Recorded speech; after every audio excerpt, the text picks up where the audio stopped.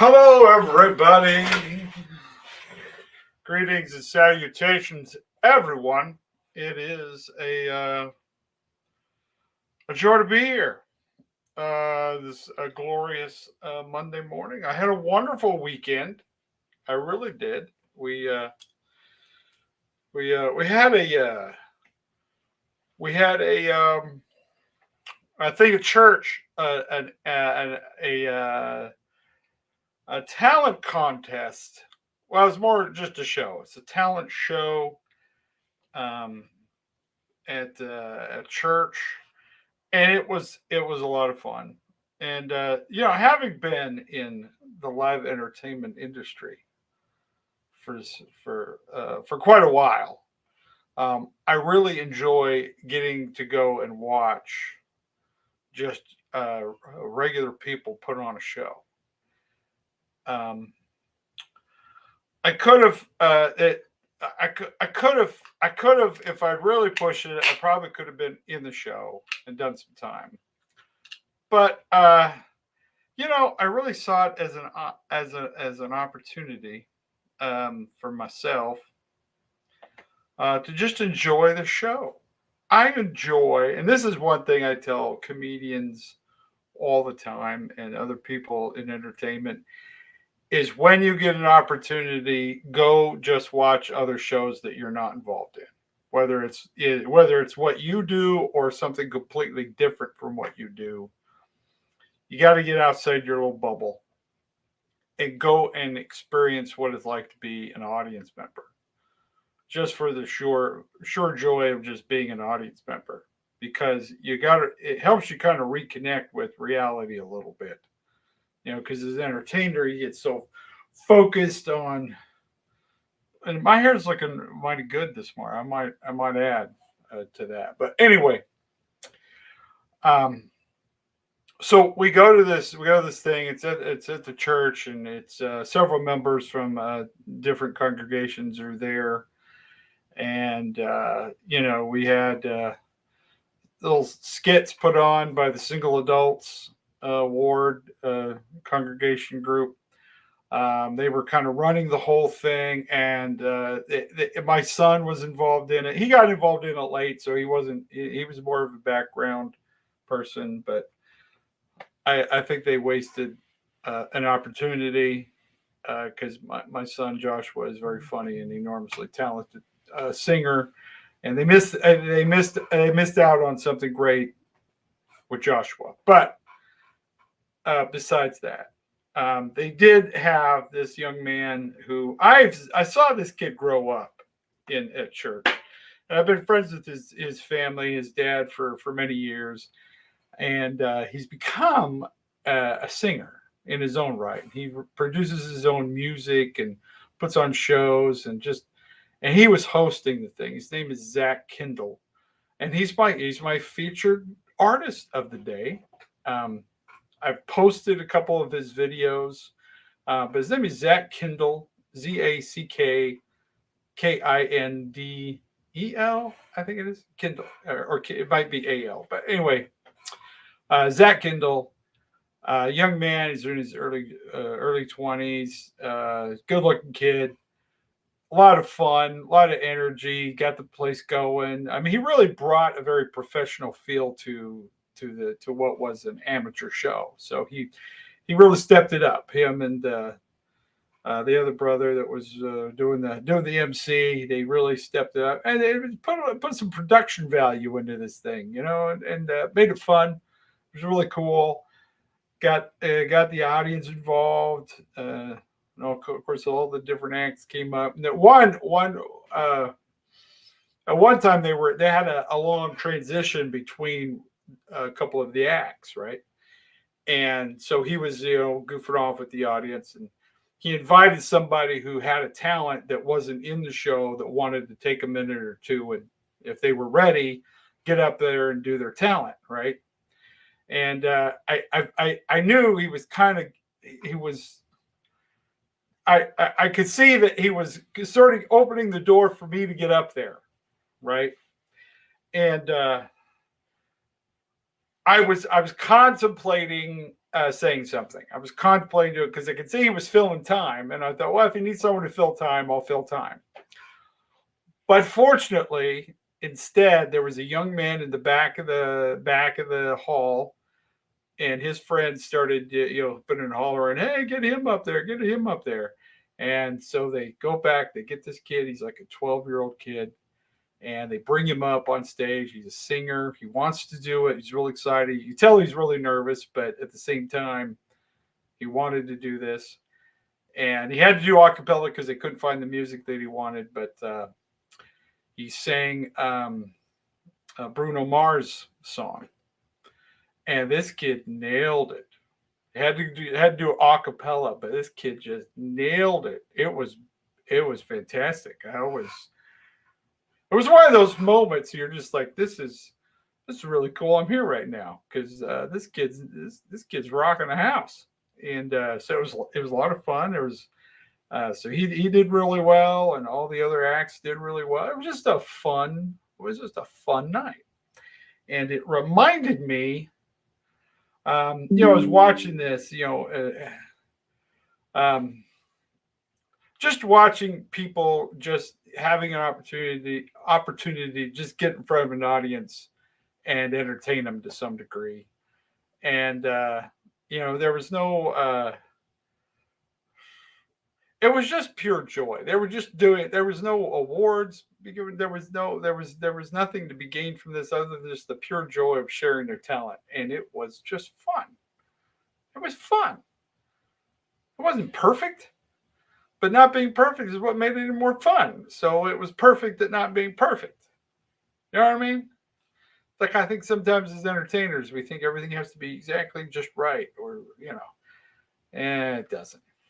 It doesn't. Reminded me of something that I like to share with people, especially when you first start doing stand up comedy. Um, and I'll tell you the story. Here it is. There was another fellow comic. Let's call him Clyde. Um, my friend Clyde decided he was going to start doing comedy shows. He was going to go to bars. He was going to set up comedy shows. He was going to bring comics, and we were going to do shows there all the time. And he was going to start a comedy empire by doing shows at this little restaurant somewhere in the middle of nowhere.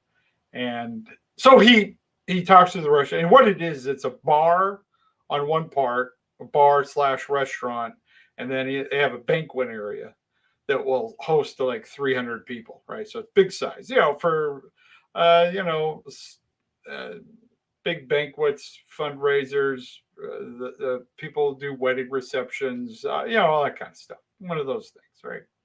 So he decides he's going to do a show there. He goes, he makes the arrangements, gets the comics lined up. Is myself and like 6 other comics are on the show originally, and he says, promote the show. It's going to be great. Come on out. It's going to be a lot of fun. So we go there the night of the show. Get there about 15 minutes early and go into the banquet area where they're going to host the show. And there's, because no one's there. Nothing's set up. It's nothing. In fact, when I got there and said, hey, I'm here for the comedy show, the bar forgot that the comedy show was going on that night. In fact, I had to go and check and make sure I had the right date. And I was like, yeah, it's the right date. There was no flyers up anywhere to promote the show. Nothing. Right? And here is 15 minutes before showtime. There's nobody to be found. And anyway, they send me out to the banquet center area, and they had to come over and unlock it for me. So I go in there, and they're like, so where's your equipment? And I'm going, I'm just the performer. I don't have any. So there's no equipment. There's no sound equipment for the show. Eventually, Clyde shows up, and they start talking, and he realizes that they don't have sound equipment. There's no sound for the show. So they start trying to figure out, and they figure out that the banquet center has sound and everything. So they try to figure that out. It's just one of those things where it's a mic on a podium, and you have the sound coming in from the top, one of those deals. So the sound's not great. But anyway, by the time they figure that out, it's 10 minutes after what showtime. The show was supposed to start at 8 o'clock. It's 8:10, and we're still figuring out the sound, and there's nobody there, right? So I'm like, well, what was the plan here? And this is one thing really dumb people do when they advertise a show, is they'll say the show starts at 8 o'clock, knowing they're not going to start the show till like 8:30 or 9, with the idea that, oh, that's going to get people there early. No, it just pisses everybody off. Just so you know that. I mean, people make arrangements to come to a show, and it says it starts at 8 p.m. and you don't start it till 9:15. That's disrespectful to your audience. Just keep that in mind. If you ever think, hey, I'm going to start a show and tell people it starts an hour before because I want people to show, you're an imbecile, and you should not be running shows at all. It's horrifying. It's embarrassing every time I run into that situation. If you advertise a show, it starts at 8 p.m. Start at 8 p.m. out of respect for the people that showed up on time. The people who come late, screw them. If you can't get there on time, that's your problem. If you can't figure out a time schedule to get yourself someplace on time, why are we holding the world up for you? That's what I want to know. Show starts at 8, you start the show at 8. Anyway, so we get there. So it's 8:15. There's no one there. And so he realizes, no one's coming to the show. He didn't sell a single ticket in advance. He just figured he would just get cash at the door. So he sold no tickets, has no idea how many people's coming, doesn't have a sound system set up. It's a disaster. It's a complete disaster. So then, in their infinite wisdom, they decide, hey, you know what we should do is we should just move the show over into the bar, because the bar had about 30 people in there all sitting around drinking and having a good time at the bar. They had music going, and they had all the TVs going, various news and sports going on all over the place, right? So they decide we're going to move it over there because they have a sound system over there, because they have an open mic music thing. So they have microphone and speaker set up over in the bar. So we're going to move it. We're moving the show over to the bar. All right, the show that no one came to see. But we're just gonna force the people in the bar to watch the show. People that didn't come for a show, they're getting a show. So it's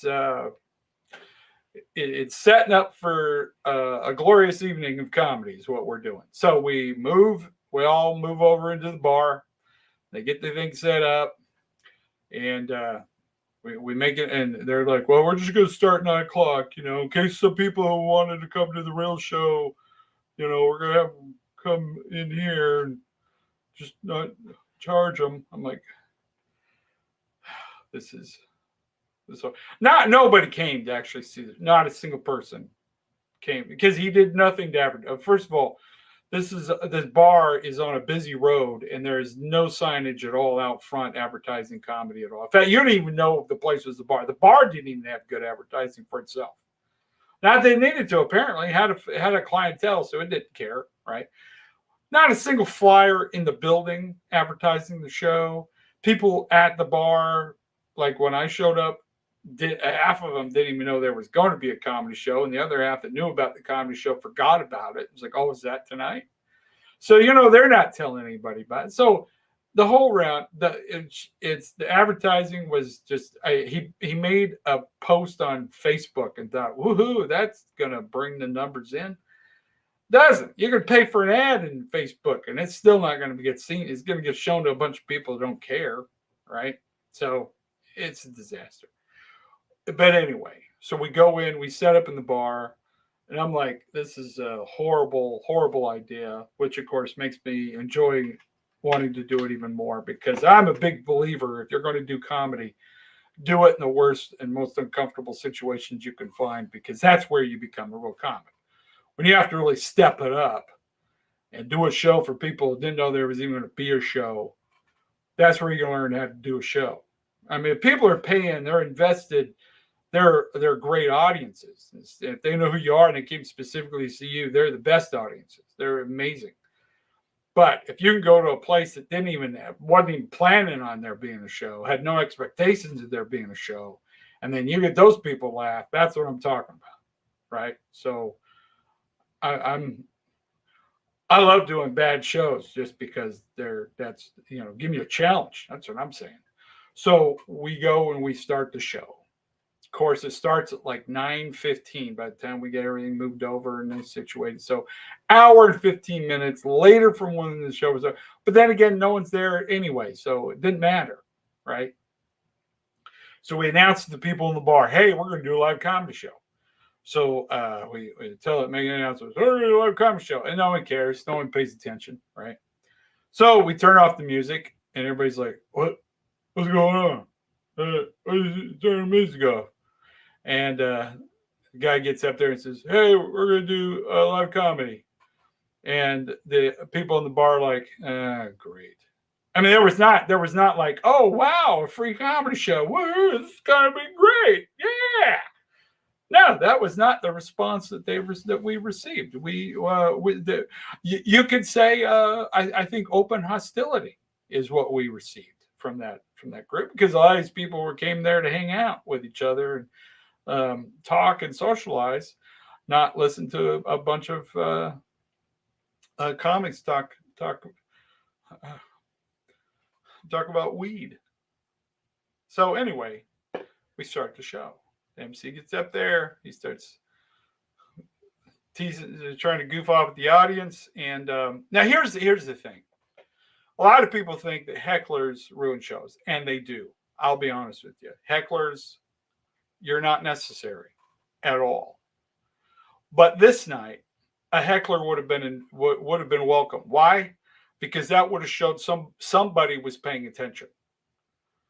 Because what's worse than a heckler? No response at all, because that's what we were getting. Nothing. Nobody cared. They talked louder. At that point, then we were just background noise. We just replaced the music. We just replaced the air supply that was playing over at the time. We just replaced that. So instead of hearing "All Out of Love," they were hearing dick jokes. So first guy goes up there. He's trying to woo the audience. He's getting nothing. It's a horrifyingly embarrassing situation, and it's going down in flames. And I couldn't be happier. I was having a great time myself. So anyway, so next comic gets up there. Supposed to be doing 10 to 15, does 5. Gets off stage, gets nothing. Next comic, same thing. Blah, blah, blah, blah, blah, blah. We go through all the comedians. Finally get to the one just before me.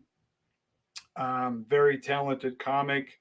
He's doing a great job on in life. But this was back when he was first started. He's only been in comedy a couple years.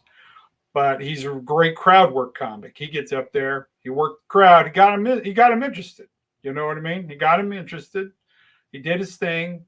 He got a few people to turn around. I mean, out of the 30, he probably got about 10 to 15 people to actually pay attention to the show, which was huge because we didn't have anything before that. So he gets a few people interested in what we're doing. So that was good, and then it's my turn.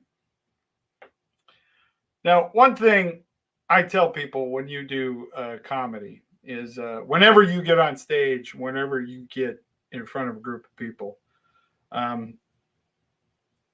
you can either try to demand their attention or command their attention. Now, when you try to demand their attention, it's when you try to badger them. This is what most of the comics will try to do, is they demand your attention. So it's like, hey, I have a microphone, I'm the one here, blah, blah, that kind of thing.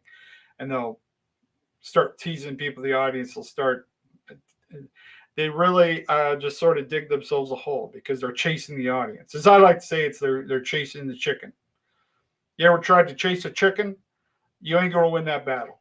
The chicken is going to outmaneuver you and make you look like a fool every time. But you know how you do catch a chicken? You just put out a little feed, put a little feed. It comes, it gets distracted while it's eating, feeding. You reach down and pick up the chicken. That's how you catch a chicken. Just you feed, you put out the feed, it comes running. But if you chase the chicken, you're never going to chase the chicken. So this is what most comics do when they're in these situations where it's a bad show. They'll chase the audience. So they keep trying to get the audience, hey, look at me, and trying to get the audience to pay attention. Well, the audience has no interest because the audience has got something else going on. They're involved in something else. They don't care about you. So the question is, how do you command their attention? This is an important lesson that is about to be distributed to you, my friends. And this applies in everything and anything you do. Don't demand their attention, command their attention. And what does that mean? It means you get their attention because they're interested in what you're doing. And how do you get them to be interested in what you're doing? Well, do something interesting. Does that not blow your mind? If you want it, that's it. That's the secret. Do something interesting. So, what do? I just get up there and I pretend that it's a great show, that the audience is fantastic, and that my material is top notch, and that we're all going to have a great time. I don't acknowledge. Well, I'll make fun of the situation, but not in a way that I feel defeated. I don't announce that I'm defeated by the situation. I let them know that, hey, I'm excited to be performed for a bar room full of people. Didn't even know there was going to be a comedy show. You can go to comedy clubs and theaters and anybody can make those people laugh. But what I'm saying is, put me in a bar in the middle of nowhere with a bunch of people who were half drunk, most of which didn't even know there was going to be a comedy show, in a bar that wasn't even aware there was a comedy show, with a poor sound system. We're stuck in the corner where most of the room can't see us. They leave the TVs on because they don't want to let anybody leave because of that. That's what I'm talking about. Give me a challenge. Give me a challenge. Thank you for being here. Thank you for being a part of my dream. And then everybody, the whole audience is going, what's this guy doing? What's going on here? And then I just start talking. I just start doing my jokes. I'm not trying to beg the audience to watch. I'm just doing my show. I'm just doing what I do. And so I did what I did. And I got some laughs. We got the whole room involved. I went on was supposed to be it was looking like to be a good really long 40 minutes to do the full time. Because here's the deal: is the bar was paying the guy to bring a show, so we had to do a show.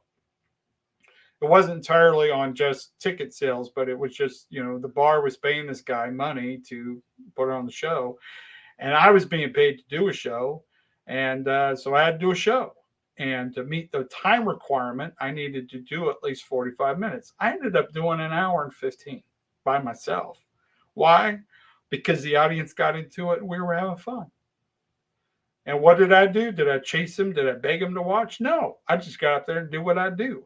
And then people came. As I like to say, it's moths to a flame. You go out camping, you build a fire, you know what happens? Moths will show up. Why? They're attracted to the flame. They're attracted to the light. They're going to come. They're going to come and participate. And that's what happened. And that's what happened that night. And I have done that time and time again. And as I say, don't demand, command their attention. So whatever it is you do in life, my friends, don't go out there and demand people's attention. Command their attention. Do things that people want to enjoy. And how do you do that? Do what you enjoy. Right for you. You are the first audience member of whatever it is that you're doing. Whether it's comedy, whether it's music, whether it's making videos for social media, or just doing your job. Do what you do and give it your all and have fun doing it. That's the trick, man. Have fun doing what you're doing. and you will find so much joy and happiness. Especially as a comedian. I can honestly say that when you just do your show and not worry about the audience, because here I always do this. People will say, you got to relate to your audience, and I think to some degree that's helpful information. Sure, if you're in front of a convention of doctors, sure you're going to change something about it to address that. Sure, but are you really going to be able to do that for your entire time you're up there? Absolutely not. Plus, you go into a comedy club or anywhere else and you're doing comedy, you're not going to relate to everybody in the audience. That's crazy. That's ridiculous to assume that you would even begin to try to do that. But what you can do is get everybody in that audience to relate to you. You get that audience to come into your world and you show them around, because you're going to have similarities. You're going to have things that they're going to connect with, whether uh, um, whether they fully have had your experience in life or not. There's going to be things that they're going to identify with, and the things that most of us identify with is going into uncomfortable situations. They may not think that the thing you're talking about is uncomfortable to them, but they have been in uncomfortable situations, so they can empathize with you in that regards. And this is how you relate to an audience, is by doing and talking about things that are relatable, by talking about you. You talk about your life and who you are and your experience, and you bring them into it, and they get to have fun. That's why we get fascinated by stories. That's why we love to hear stories. That's why we love to read stories. We get into that story, we become a part of that story, and that story becomes a part of who we are, because we learn something from it, we gain something from it, and that is the beauty of this art. So whatever it is you're doing, don't think of it, hey, how do I relate to the audience? People are talking about how to make videos. Oh, you got to learn how to relate to your. No, you've got to learn how to get people interested in you, bring them into your world. That's the trick. That's the secret. Learn how to bring them into your world and show them around a little bit. That's what I'm talking about, my friends. That's what I'm here to put out into the world this morning. Because look, the world is getting crazier and crazier every day. Um, things are, I think, things are about to get a lot more difficult and a lot. Well, we're in for a lot of changes, and these changes can be very very difficult and very very scary. But and life is constantly changing, regardless. And so how do you prepare yourself for that? Well, you got to be true to who you are, and just know that regardless of how things go, things may not turn out the way you want them to be. It may not turn out the way you were hoping they would be. I gotta fix this. Let me fix this. It's bugging me now. Um, like my coveralls. Big fan of these. Why do I wear them? Because I'm comfortable. I like wearing them. Are they stylish? I don't care. Do other people like them? I don't care. Do I like them? Yeah, that's why I wear them. That's the secret to that thing. Um, but yeah, things are getting weird. Things are getting strange, and they're going to get continue to get even more strange as life goes on. But don't let life get you down. Don't let it drag you down. I said, if you are prepared, you shall not fear. So get your affairs in order. Put some cash away. Don't put everything in the bank. Put a little cash away. Maybe a little silver. Get you a little food supply. Just things are going to get weird pretty soon. I'm pretty sure, because if you're watching the stuff going on with China and Russia, the American dollar is one the I don't know if you're aware of this, but part of why the United States has done so well financially and has been such a world power is that oil has always been traded in American dollars.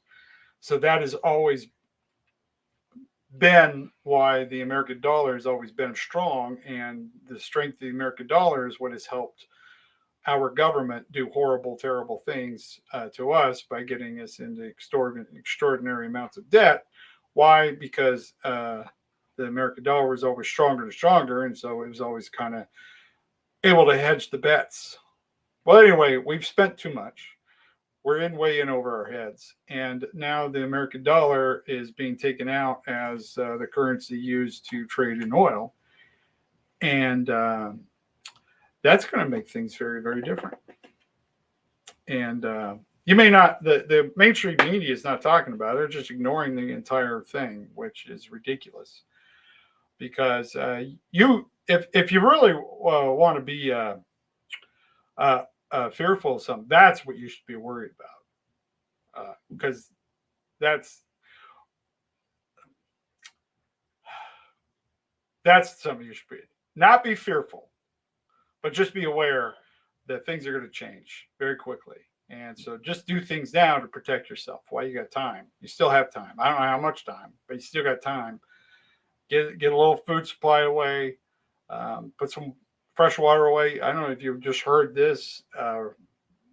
They're telling people in Philadelphia to not drink the water because of chemicals, silicone chemicals that got poured into the Delaware River, where they get their water from, contaminating the river. So now they're telling, and of course we are having more train derailments and chemicals spilled. We're still having all that issues to deal with, and chemical plants blowing up. Weird things are happening, and I said, just take care of yourself. Just take care of your own needs, and don't expect that the government's going to ride in and take care of everything. If you think that the government won't let that happen, you haven't been paying attention to history. Remember Katrina? Yeah, it took them a couple months to try to figure out what to even begin to do. So things are a little weird. So I hope, and I'm not getting into conspiracy. There's no conspiracy theories here. This is what's happening in the world. The American dollar is about to take a dump because everybody's going to get rid of their American dollars and trade it for Chinese yuan because that's what they're going to trade in oil, and that's the biggest. No conspiracy theories. There's no conspiracy. I'm just telling you, things are getting weird, and you should do things to protect yourself. And you should do things to protect yourself anyway. You really should. Whether or not this stuff happens, you should have some food supply put away. You should have some fresh water put away. Be able to take care of yourself, even if it's just for 3 days or 10 days, 2 weeks, month. Put something away. That's all I'm saying. Yeah, there's factories blowing up all over the place, and it's being unreported. Why? Because we're more concerned about who's using what bathroom, apparently. Who gets to participate in sports ball? We're gonna spend hours and hours talking about that.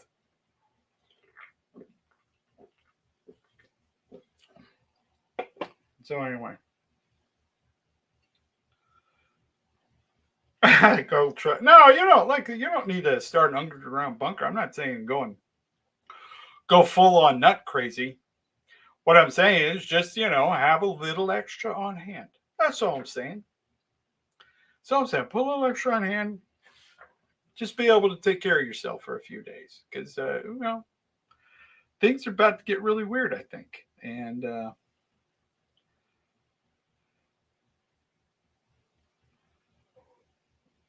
I said, I'm not telling you to build an underground bunker or anything like that. I'm just saying you don't need, like I said, you don't need to go full on nuts, but things are getting weird.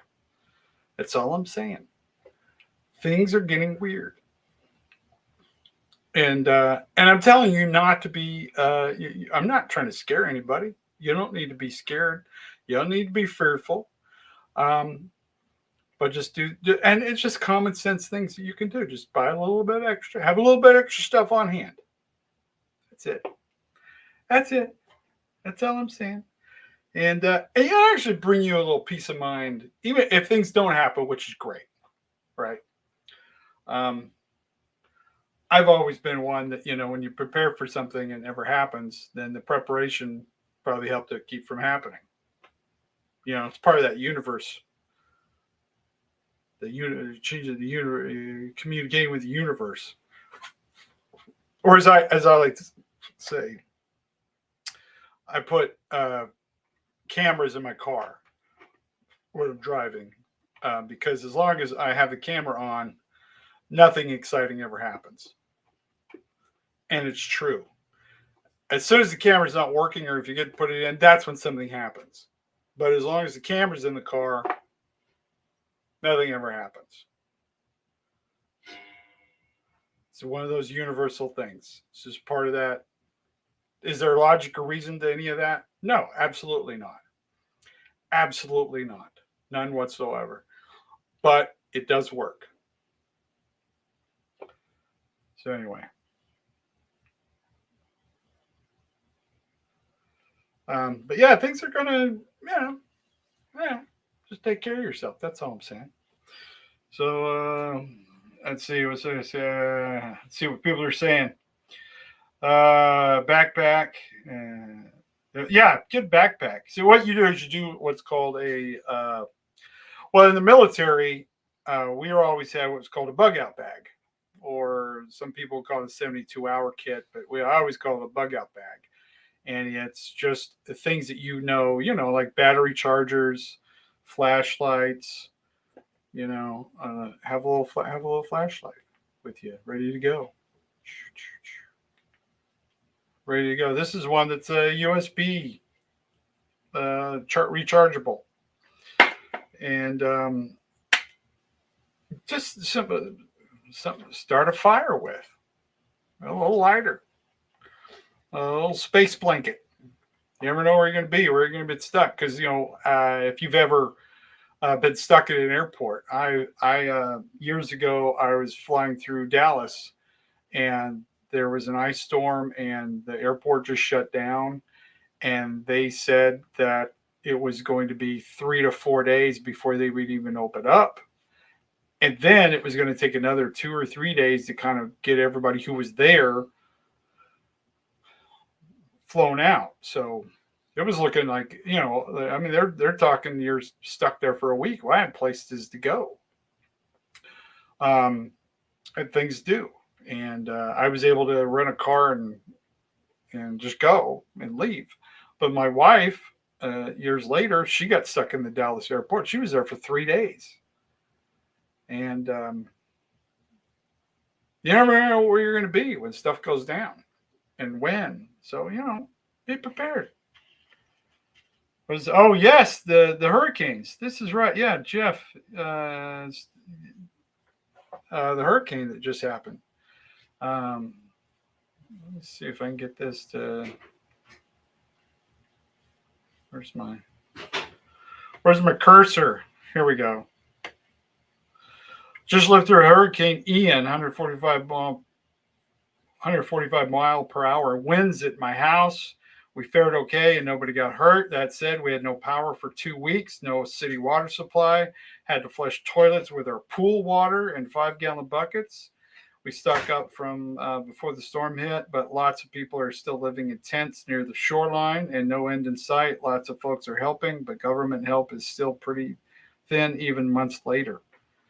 Yeah, that's... Wow. That's pretty crazy. That is pretty crazy. Trace Putter, I've been going to humor, like, this is funny. Writing arms is good for these times. He's not shaken. He's not afraid. Just laughing about the absurdities and ridiculous. It's all like you like. Yes, it is. That's the thing, man, is you got to laugh about all this. Keep a good you know, even if it gets absolutely completely nuts, uh, instead of getting be fearful, be excited because look, life normally is pretty boring. I mean, you get up, you go to work, you have to pay your bills. Every once in a while, you do something fun, exciting, go on a vacation occasionally. This is looking to be an adventure. We could be going, uh, like the people that just hurricanes and all this craziness going on, and you never know what's going to hit and when it's going to hit.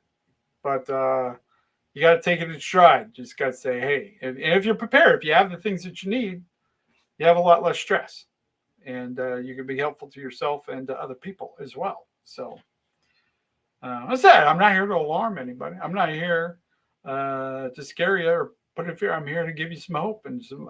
Let's enjoy ourselves. Let's enjoy the adventure that we're all getting to go on here pretty soon. Let's just say, add a DMT breakthrough in once or twice a year, and you're all set.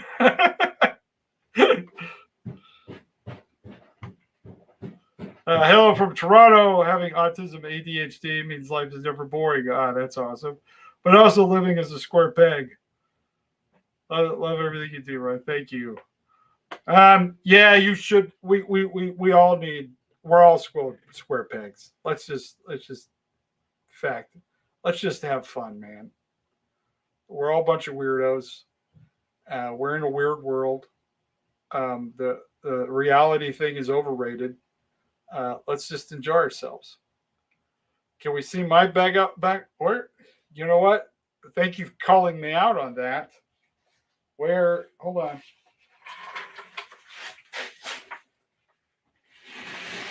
I keep it under my desk.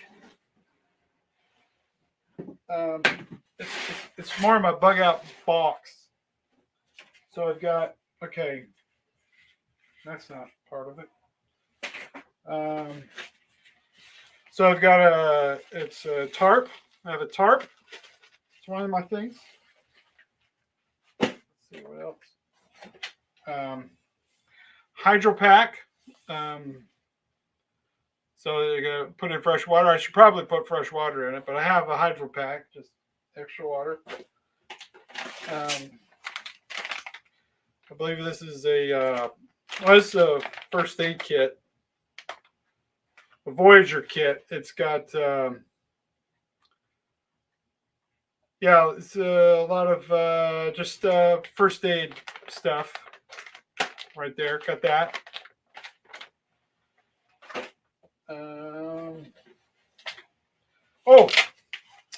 Binoculars. Part of my kit. Little binoculars.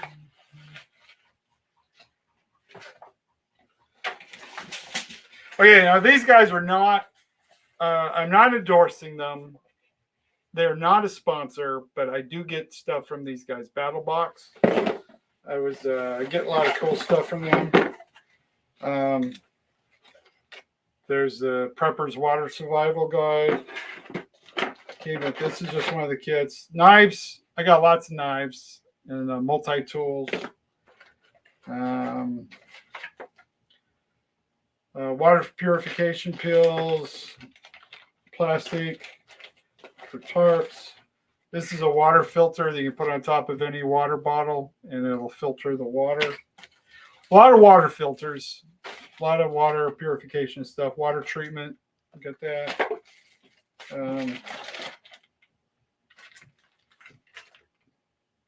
Another water filter. Iodine drops. I think that's more drops. So a lot of stuff for water. Water is the biggest thing that you're going to concern yourself with, because you can go without food for many, many days. I mean, you can literally go without food for weeks at a time, but you can only go at max 3 days without water. So water is the most important thing. You should concern yourself more with water than you do food. because your body can live off fat and off all the crap that you've been accumulating. Actually, be pretty healthy for you if if you just hold off eating. This is one thing that I trained in the Marine Corps, was that when you're in a situation you have limited food. Um, the trick is to go as long as you can without eating any of your food at all, and because it takes about 3 to 4 days for your body to kind of get through that adjustment period. But once you, and as we know, this is called autophagy. When your body starts burning off fat, your body fat, you don't get as hungry, and the energy is actually more efficient, and you feel better. So if you're not eating any food for at all at first, that's the time to do it. Is if you know you have a limited food supply, just stop eating then, and allow your body to start burning off your fat. That way, because you don't know how long you're going to be in that situation, so you're going to put off consuming your food. It's better to buy time at the beginning when your body can handle it and you're ready for it than running out. Because if you start eating your food too early, you're eating your food when you don't really need your food because you already have what you need on your body. See what I mean? So save your food for later when your body really needs it. But you don't know how long it's going to be until you get to that point. So water purification is a big part of my kit. Then I have. Oh no! I think if this is what I think it is, it should be. Is it? Yeah, this is okay. This is pretty cool. What it is it's a heater. Okay, so what it is it's a thing where you heat it up, you build a fire, and then you can boil water. And as you're boiling water, it also generates energy, and then it is collected in a battery, right? And then you can use this, the heat that you generate for boiling water, also can use to charge up a USB device. Isn't that cool? So I got that. If nothing else, I'm just excited to get to be able to use that at some point in time. So, hey, thanks for the super sticker. Was that Konakai? Thank you.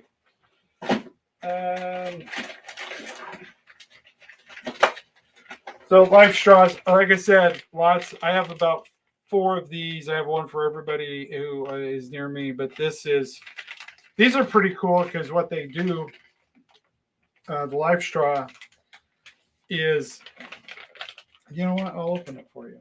I wasn't going to open these things. Well, what these things are, these are cool, is it allows you to drink water from like a stream or something. So you just put that down in the water, and then so you can go drink out of a cool stream or something. So you just stick that in there, and then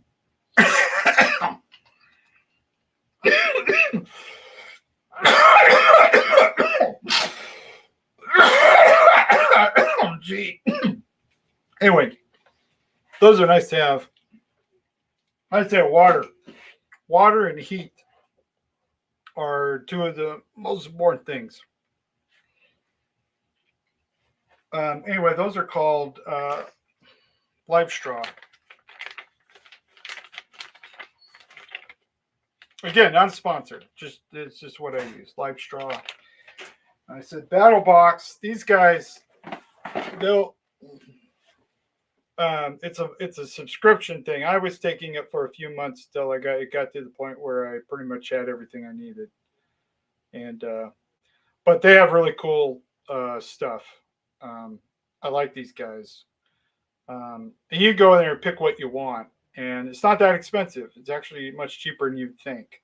But you can get that, and then of course, the hydrated food and all that kind of stuff.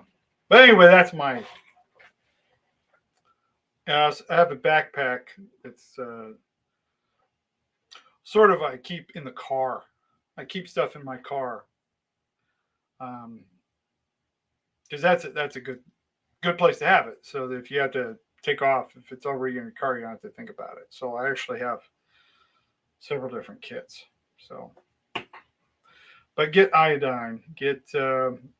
I have a lot of supplements. I take a lot of supplements, and those are also part of my thing. So you can survive with if you have supplements, you can go even further without the food.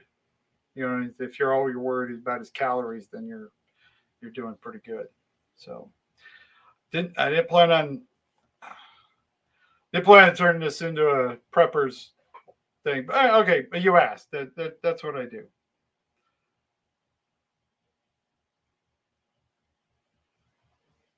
But like I said, if you prepare yourself, you don't have to. You know, there's nothing to be afraid of.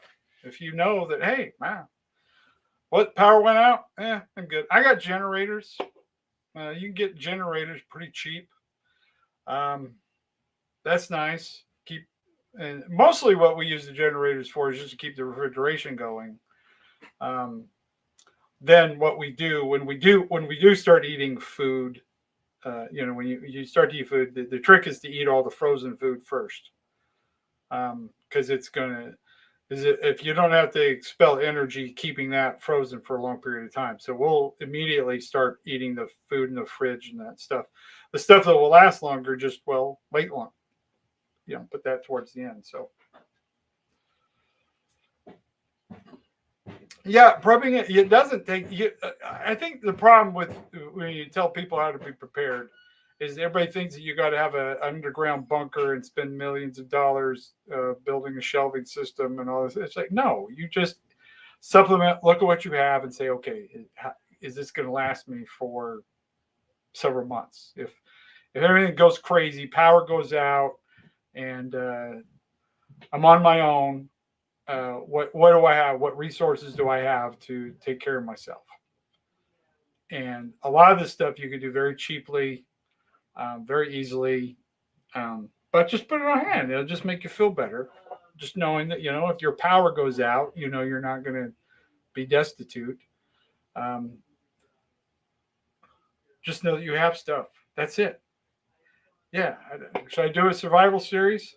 to teach you how to build a fire, how to build a shelter. I've done a lot of fun stuff when I was in the Marine Corps. I did a lot of this kind of stuff, but I was always into it anyway. My mother was a prepper. My mother was always instilling in me the whole, because when I grew up, the Russians were going to kill us all, and now I'm older. The Russians are still going to kill us all, apparently. So, um, but no, I grew up canning foods. I used to go pick. I every summer I would go. Me and my brothers, sisters, and my cousins would go, and we would hit all the orchards all summer long, at least 1 or 2 days a week. Um, every week throughout the entire summer was spent going and either picking. We would pick raspberries, strawberries, blueberries, blackberries, um, apples, apricots, walnuts.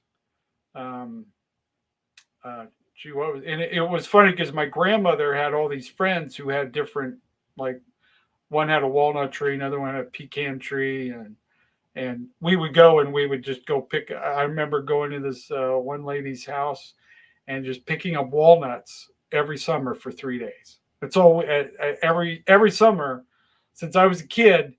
Up until I was like 16, we would go to her house for 3 days every summer and pick up walnuts and just uh, pick up all of them from her house. And then we would go, and my grandmother would deshell them and she would store them and sell them, or I don't know what she did with all of them, but yeah, walnut. Basically, I didn't realize this until I got older, but my childhood, I was a migrant farm worker. Um, but we also we'd make fruit leather. You do fruit roll ups. Those make me laugh every time I see them because I used to make fruit roll ups. We called it fruit leather when I was a kid, but I used to make that every um, every summer. We'd make it out of strawberries. My favorite was apricot and peach. But yeah, we just it was a fun childhood. But we also had we would get our own wheat and we would grind it. We had a wheat grinder. We'd make our own flour, real flour, not the enriched bleach stuff. We would get real wheat and then we'd make our own flour when I was younger. And we used to get raw milk from local dairies. We would get the real stuff, and then we would get the cream. We'd make ice cream with the real cream that we would get from it. So that was fun. Very healthy eater as a child. Very healthy. My mother hated store bought food, and so we used to just always make our own stuff. So it was fun. I had a great childhood. I'll be honest with you. We weren't rich by any stretch of imagination. We were lower middle class at best, but um, we had a lot of fun. We had a lot of fun. This is what I'm telling you is that this prepping, it will bring you joy when you start prepping. It doesn't seem like it. You sound like it sounds boring, but when you start getting into how to do stuff, and it's out there. There are people on TikTok that will show you how to build all kinds of things and build a fire, how to can fruit.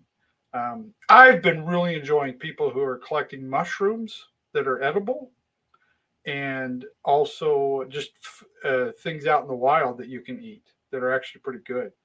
And that was one thing my mother was really big into is we'd go to the canyon, go camping and stuff, and she would always try to find things that we could eat that were just growing naturally.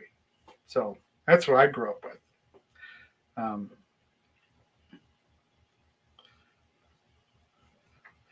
well, you got to it's taking the things seriously that you need to, but having fun doing it while you're taking it seriously.